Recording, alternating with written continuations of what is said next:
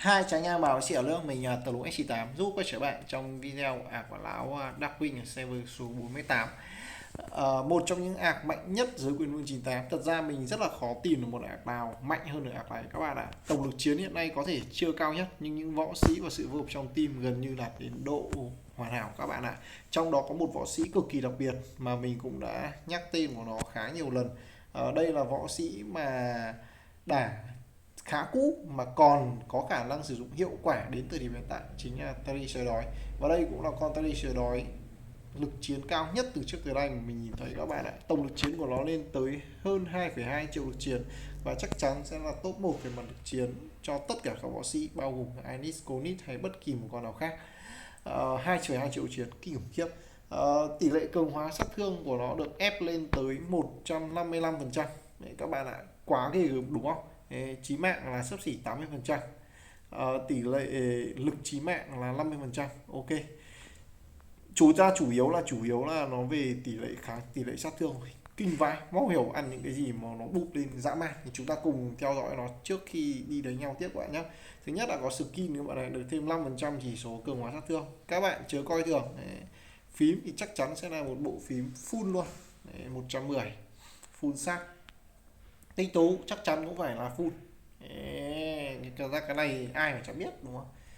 Rune thì chuyển ra viên rune số 6 chính là có chỉ số sát thương thêm được 8% chỉ số sát thương các bạn ạ, 8,8%. Mặt sau rune thì chắc chắn cũng sẽ được full rồi nhá. Thật ra từ sau chắc là mình sẽ không check cái này nữa, kể cả các video bán này. Ạc này thì thật ra không phải video bán mà lão ấy có nguy cơ là mất luôn ạc này do ông bảo mật, nói chung là bảo mật liều tìu wow này, mà nó cũng rơi với trường hợp khá là củ chuối.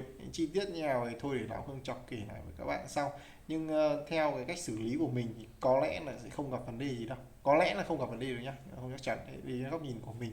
Còn đâu chỉ cụ thể nói nhau phải chờ sau ngày 1/6 mới rõ được. Phần cuối cùng là phần kỹ thuật Nest. Các bạn để ý rằng đây vẫn chưa phải full đúng không? Như vậy 2,2 triệu lực chiến chưa phải là con số ghê gớm nhất.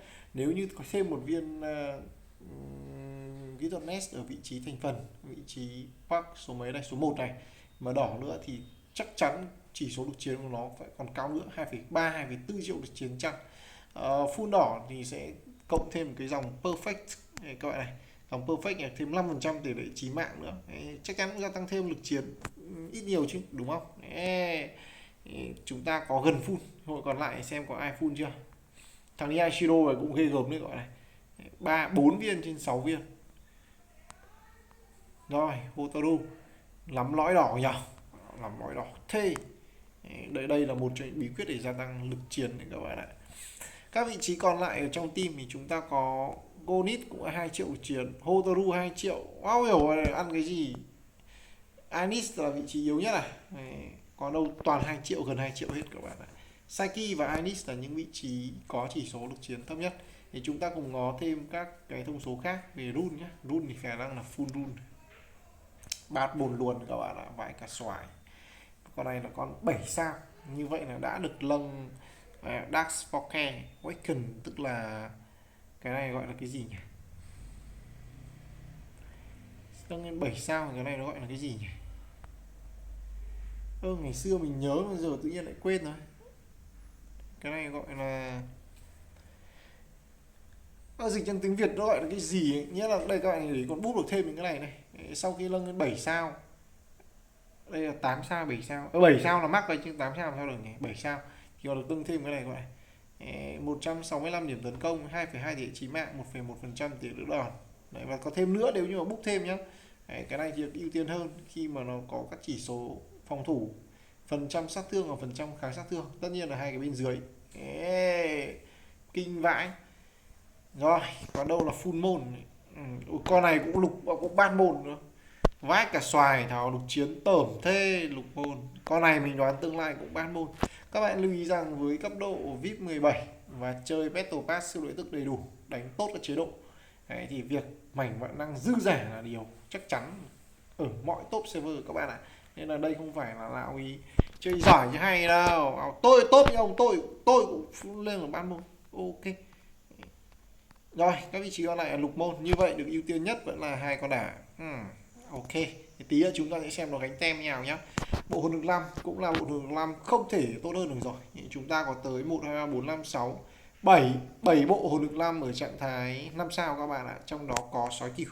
Các vị trí còn lại được dùng đó là bất khuất dành cho Terry, sói dành cho Inis phòng thủ đây, cừu dành cho Saiki. Hai con này bộ đôi với nhau à? Cừu thật ra là cái hồn lực 5 mà lém cho con nào tệ nhất trong team luôn các bạn ạ. Nó chính là Saiki Demon ảo nhỉ. Devil dành cho Yashiro, Storm dành cho Konit, và cuối cùng đây Warden dành cho Hotaru. Ok, viện trợ thì có Goddess dành cho Superstar Athena. Ở đây không có Angel các bạn ạ. Tí nữa mình sẽ kiếm một ạc nào có Angel để đấm nhau nhé. Đội hình phụ thì chúng ta có cũng là ban môn của Gisuan, con này 2 triệu lực chiến các bạn ạ, để đội hình 2. Binli lục môn, Rock lục môn, Matro lục môn, Kulabang lục môn, Mizuchi lục môn, Terry và còn nhiều con khác nữa. Wow, đọc ngoài cả bộ. Ok, nhìn chung wow.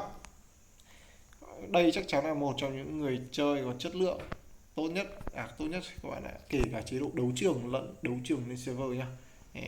Ạc này không bán đâu, vì chủ ạc không có giá, không có ý định bán, nên các bạn đừng hỏi giá là gì cả. 50 triệu mình biết là có một ông mà trả ạc này mà 50 triệu ông mua ngay đấy, nếu như tất nhiên là nếu như bảo mặt đường nhé. Nhưng mà ạc này ông không bán, 100 triệu không bán, nhưng mà hay 50 triệu vì cái số tiền nạp vào nó chắc chắn là lớn hơn rất là nhiều so với con số đấy rồi, gấp đôi gấp 3 lần ấy. Mình không nhớ chính xác nhưng mà không không dưới 100 triệu, không phải hơn 100 triệu ấy, nên là không bán đâu. Quan trọng người ta vẫn còn muốn chơi, chả qua là do gặp lỗi kỹ thuật nên thành ra là có khả năng không giữ ạc thôi. Đâu rồi nhỉ, mình đang bảo làm cái gì nhỉ? Test hết được còn gì nhỉ, check hết được còn gì nhỉ, vào đánh nhau thử xem túi lốt túi đồ nhá, còn cái gì trong này nữa không. Hết rồi, ông mở hết rồi các bạn ạ. Các cái này là những cái nó không quan trọng này. Máu nó chi hoặc là mảnh vạn năng. Từ từ tí vào xem bộ chip. Đây thừa khá nhiều chip. Đây là red rune các bạn này, 6 x 5 là 30, ứng với 2 viên rune đỏ nữa. Tầm này thì rune không thiếu mấy rồi, 4 mảnh thôi, tưởng 4 quyển. Đây mới là 4 quyển này. Tất nhiên full rồi thành ra là không quan trọng. Đây là ôi vãi cả xoài, wow, bao rồi tay này kinh ấy. Đây là Vân Tiêu Cương là thừa đấy các bạn ạ. Để mình xem có nút nào bắn qua cho mình. Mau rồi là đây là 3 quyển tự chọn luôn các bạn ạ. Ghê vai. Ăn không hết người lần trả ra. Chúng ta còn 574 mảnh vạn năng. Dồn vào nâng cấp bát môn nên nó tốn lắm, không còn thừa bao nhiêu cả. Mà thật ra cũng chả thiếu nên là nâng thì cũng không có vấn đề gì cả. Rồi, còn không nhiều dương kim cương lắm. Tất nhiên cũng không có quan trọng, ạc này thừa đủ sức phun mèo. Inis cũng đã có một hộp vũ khí rồi. Chúng ta đấm nhau trong đấu trường thôi. Server 48 kết hợp với 46 cũng là một cụm server mạnh với nhiều người chơi trên 10 triệu lực chiến các bạn ạ. Trong đó đối thủ lớn nhất có lẽ là Catman. Đội hình của hai bên có nhiều điểm tương đồng ngoại trừ vị trí Terry. Tí nữa vào trong trận thì chúng ta sẽ xét sau nhé. Một người chơi khác cũng đó là lão Hoàng Bách thì có vẻ hơi tụt lùi một chút do chưa có cái con nào phải thay thế phế nhân chít hỏa. Chứ thay chít hỏa là cũng ra gì đấy. Nhìn chung những ai lấy chít hỏa ở thời điểm này thì đều phải coi như phải một sai lầm rồi. Có lẽ chỉ được 3 đến 4 ông top đầu là mạnh thôi, chứ còn đâu phần bên dưới cũng không có cái gì gọi là nổi trội cho lắm. Server này thì mình nhận thấy rằng có một đặc điểm đó là khá ít người chơi sử dụng vị trí Angel các bạn. Ông này có cái hình ảnh đấy nhá. Đây là một ông hiếm hoi dùng Angel. Còn đâu đa phần người ta không dùng, người ta hãy hướng tới chít hỏa các bạn ạ, đúng không? Và chỉ thật sự chỉ số lực chiến này hạng 10 này như là hạng 2x chứ chả phải 1x ở server quốc tế luôn các bạn ạ. Nên nhìn chung server 48 nhiều mấy ông đầu là quá mạnh, bù lại đoạn bên dưới lại quá yếu. Thôi đấm nhau với Catman chắc chắn sẽ là những trận đấu cân bằng nhất. Tổng lực chiến của hai bên là tương đồng nhau, nghĩa rằng đồ của Catman cũng không khác gì đồ bên phe ta thôi. Thậm chí nhìn vào bộ khung của ạc là khung vàng là VIP 18 cao hơn so với bên phe ta.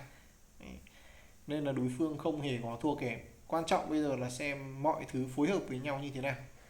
Đặc biệt là vị trí Terry sói đói. Đây là vị trí khác biệt lớn nhất giữa hai phe. Đối phương sử dụng semi lôi các bạn ạ. Một vị trí thiên hướng về khống chế combo cùng với Hotaru để phản kích. Bên Feta thì không có hay là không dùng Semiloi. Ở phần viện trợ thì cả hai bên đều đang sử dụng viện trợ Dulon, đó là con viện trợ mạnh nhất ở thời điểm hiện tại. Mình đã có một video review về nó rồi. Cái sức mạnh của nó thì không thể hiện được ra một cách rõ rệt, nhưng nhìn chung đó là một con viện trợ chất lượng, giúp ích được rất nhiều cho team so với con viện trợ khác. Cái men hơn uy của Feta khá nhiều, thế nên họ được lợi thế đánh trước, và đó là lợi thế mà Feta rất mong muốn nhưng không thể là được, vì ông này thật ra cũng không có nhiều thời gian để tra mạc đâu, nên là có đua được uy đâu, nâng được uy mấy đâu. Muốn nâng được uy tốt thời điểm này các bạn phải online đều hoặc là phải đi thuê. Cái tính năng nông trại là một cái tính năng giúp tăng uy miễn phí cực kỳ tốt luôn các bạn ạ. Theo mình thấy còn tốt hơn bất kỳ một phương án nào khác. Và các bạn không chăm vào nông trại đừng có mà nói gì uy. Rồi đây là Teddy sói đói, 2,2 triệu lực chiến gây được 2,2 triệu sát thương. Nó như một câu chuyện đùa ấy, nhưng mà ở lượt 1 đối phương họ có giới hạn sát thương, họ còn run nổ trước, có mây mây và vân vân, thế điều đấy là điều bình thường nhé. Theo mình thì bắt đầu phải từ lượt thứ 3 trở đi đấy thì Feta cái lượng sát thương nó mới bắt đầu nó lộ rõ được.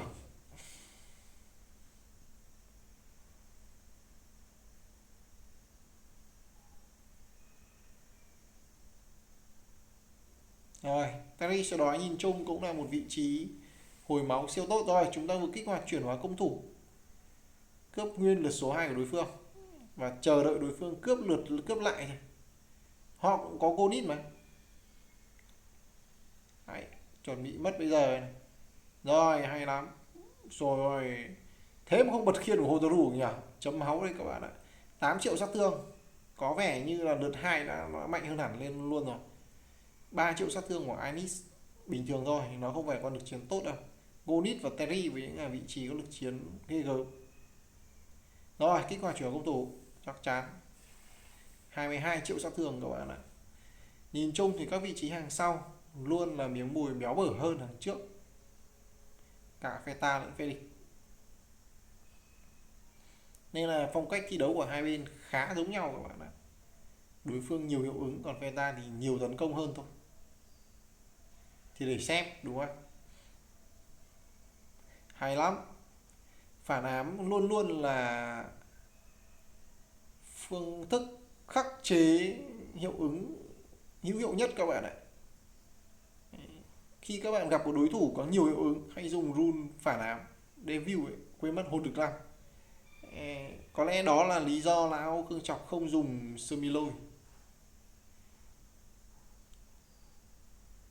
Đúng à, hiệu ứng nó không có nhiều ý nghĩa trong trận đấu chăng? Hai bên vẫn đánh cân kèo thôi, chém gió một hồi. Đây mới là lượt số 3. Và theo mình thấy cả hai bên chủ yếu mất đi những lần mến chí tử của Konit, còn hội khác còn nguyên si. Bên Feta thì hàng sau được nâng lực chiến cao hơn, còn đối phương thì mình không rõ. Thế nên có thể hiểu rằng hàng trước Feta là sẽ khá là mong manh nếu như bị đấm vào liên tiếp. Rồi Hotaru cũng đang rất trâu. Số 4, các loại khiên meta là hết rồi. Có điều cả hai bên có hồn lực sói cừu, có run ám, có khiêu khích tới từ, đúng hơn là uy hiếp tới từ Yashiro, nên thành ra là chỉ cần giữ được Yashiro ấy là hội khác là sẽ sống nguyên. Và theo mình thấy hiện nay thì đối phương gần như không có bài nào để giết được Yashiro cả. Konit không phải là phương án giết được Yashiro dễ dàng. Thay vào đó thì Feta có một phương án giết được Yashiro, chính là nhờ thông qua cái ám sói của thằng Terry sói đói. Nó như là một cái đòn bẩy ấy các bạn ạ. Các bạn để ý Hotaru mà gây được 8 triệu lực chiến, đời nào Hotaru gây được 8 triệu lực chiến lên Yashiro nếu như không có ám sói. Rồi các bạn để ý đấy, đúng không? Mao ám sói của Terry nó vẫn là cái điều gì đấy khắc tinh của mọi loại tanker. ngày xưa là Maxima. Có điều dùng không dễ đâu các bạn nhé. Có lẽ con Terry này mà lực chiến dưới 2 triệu thì chắc là sẽ bị giết một cách quá nhanh chóng.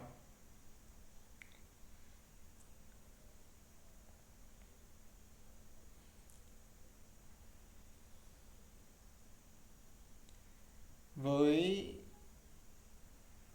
Yashiro làm tanker chủ lực, người nào giữ được Yashiro lâu hơn, người đấy là người chiến thắng. Cả hai bên sẽ thi nhau lao vào công phá bức tường Yashiro.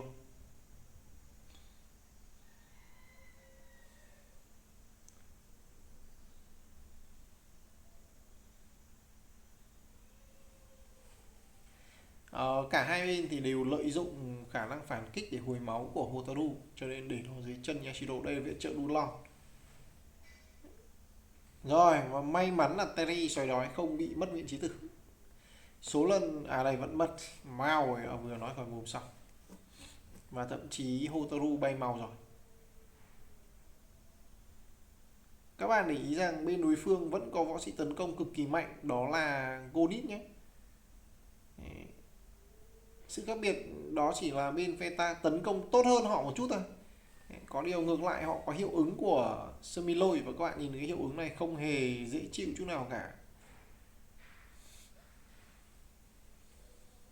Ở lượt thi đấu này thì Yashiro bị giải mất cái uy hiếp này. Như vậy là đi bay màu Hotaru, bất lợi đang về Veta. Có điều Hotaru đối phương mình tin là cũng sẽ nhanh chết thôi. Đây là lượt mà mình dự đoán là Hotaru đối phương sẽ bay màu. Hai bên có phong cách thi đấu giống nhau, nên là phong cách thua hay là mất người cũng sẽ là giống nhau thôi.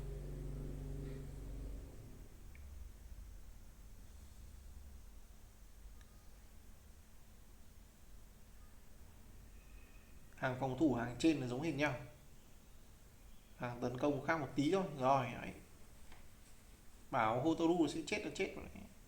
Thằng Gonit nó cắn đau lắm các bạn ạ.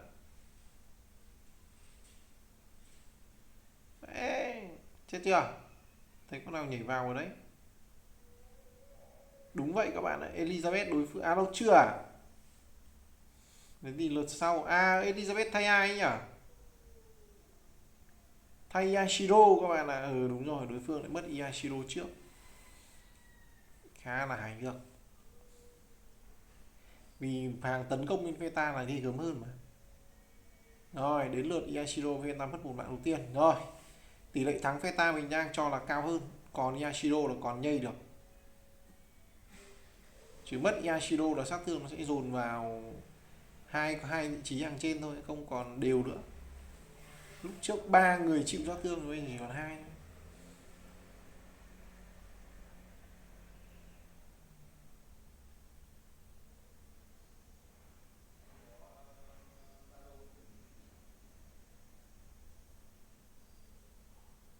Cắn điền nhá, 27 triệu sát thương. Cắn không ngớt mồm luôn. Tiếp tục 29 triệu sát thương, nuốt chửng con Hotaru. Ôi, Gonit lượt 7 rồi các bạn ạ. Nó cắn như một con chó điên luôn. Và mình xin nhắc lại, trong team đang có 2 con có chỉ số lực chiến và đồ full luôn, chính là Gonit và Terry sói đói. Một mình Gonit chém thôi đã thấy đau rồi, đằng này nó còn có thêm đòn bẩy tới từ Terry sói đói nữa. Bản thân Terry sói đói kể cả có lưng lên đến 3 triệu sát thương, mình vẫn tin tưởng rằng nó không phải là họng súng để kết liễu đối phương đâu. Nó sẽ chỉ là thuốc súng hay là cái mồi lửa thôi. Còn khai hỏa phải là Kunit. Thì cái này nó dựa vào skill võ sĩ các bạn ạ. Thật ra đến thời điểm này mà còn dùng được Terry sói đói đã là thành công lắm rồi. Mỗi người chơi thì sẽ chơi game không phải chỉ phục vụ cho mỗi mục đích thắng thua đâu, mà còn đi theo kèm với đó là yếu tố cảm xúc. Mình thì hay thần tượng Sonoku đúng không? Và trong này chính là Lemless, hình tượng giống giống. Còn lão không chọc thì hắn lại mê Terry sói đói và cả Mary nữa.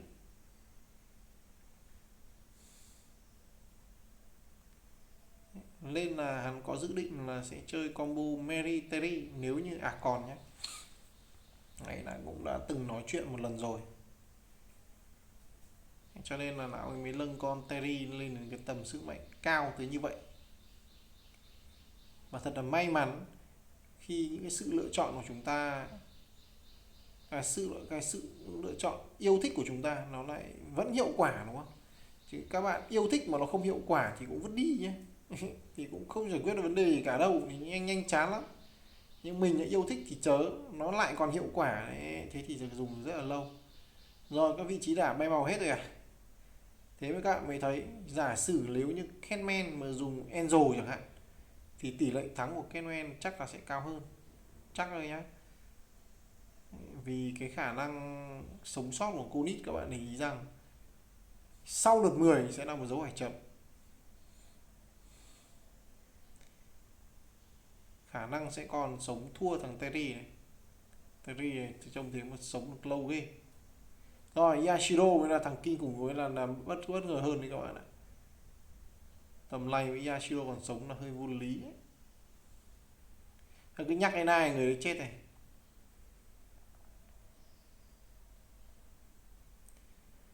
Anis còn con số 5 trên người, 5 lần vị trí tử nữa, đánh bét nhè luôn. Và mình tin chắc là thằng thằng kia là thằng Gonit nó sẽ không đủ số lần, không đợi đến lần đấy đâu. Tầm này chọc Gonit là cũng khá là dễ rồi. Viện trợ Raph khá là hài hước.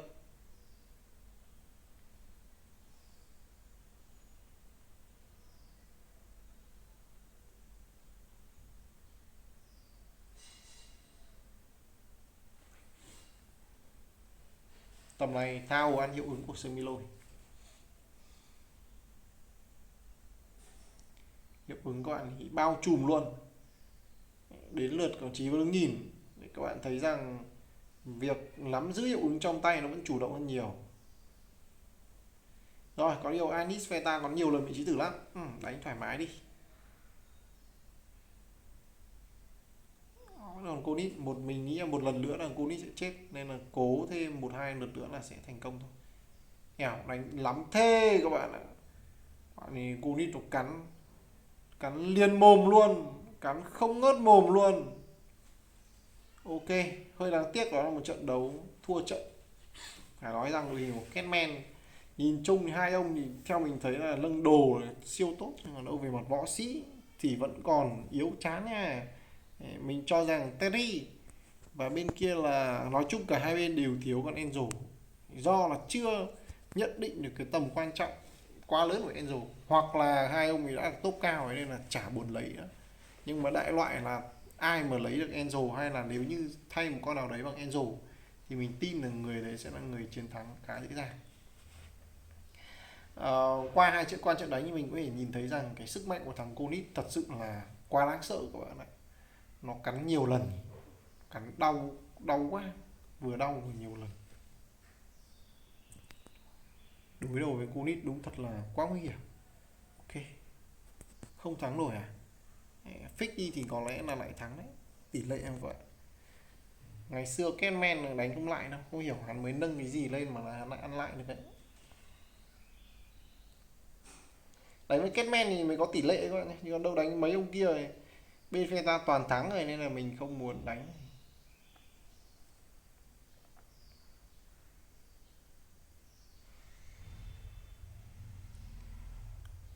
Mình tin và hy vọng là Ark sẽ không bị mất đâu. Chứ thú thật với các bạn là phải nói rằng là ấy đúng không, có tỷ lệ thắng mà. Đây không chọc vào một trong những người chơi mà quan trọng của giới quyền vương 98 server quốc tế. Hắn ngồi hắn nghiên cứu nhiều thứ, hoặc là hắn đếch nghiên cứu đâu, nhưng mà hắn một là cũng dành tiếng Anh, hai là hắn cũng chơi mấy cái tựa game này tương tự như này từ ngày xưa rồi, mà chơi một cách chuyên sâu này, cho nên là hắn hiểu cái thông số, cái phép tính toán của nó, tức là các chỉ số ảnh hưởng như nào ấy, kiểu như thế. Hắn phân tích nó dễ và nó có logic, chứ nhiều khi đòn đánh cái boss mình đếch hiểu gì đâu đấy, máu rồi đó, tỷ lệ có lẽ là 50-50 các bạn ạ. Rồi một phát cuối cùng này nhá.